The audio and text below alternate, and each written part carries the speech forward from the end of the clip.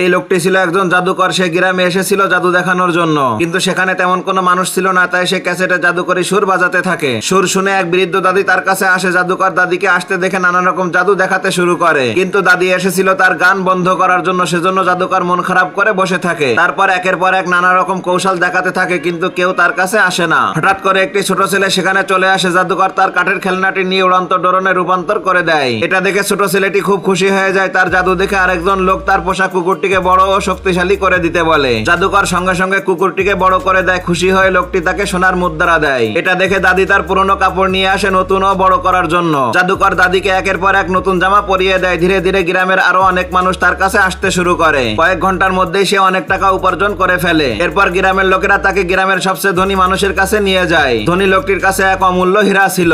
লোভে পড়ে সে জাদুকরকে সেই হীরাটি দিয়ে একটি বিশাল মূর্তি বানাতে বলে। জাদুকর তার জাদু দিয়ে একটি বিশাল মূর্তি তৈরি করে দেয়। ঠিক তখনই আবহাওয়া খারাপ হতে শুরু করে, কারণ তার জাদু পানি পেলেই নষ্ট হয়ে যেত। তাই সে তাড়াতাড়ি তার জিনিসপত্র গুছিয়ে বৃষ্টি শুরু হওয়ার আগেই সেখান থেকে পালিয়ে যেতে থাকে। মোটা কুকুরটি পানিতে পড়ে আগের মতো ছোট হয়ে যায়। তারপর হঠাৎ বৃষ্টি শুরু হয়। আসলে জাদুকর ধনী ব্যক্তির হীরাটি চুরি করে পালাচ্ছিল। তখন বৃষ্টির পানিতে জাদুকরের আসল রূপ বেরিয়ে আসে, আর পেছন থেকে গ্রামের লোকদের চিৎকার শোনা যেতে থাকে।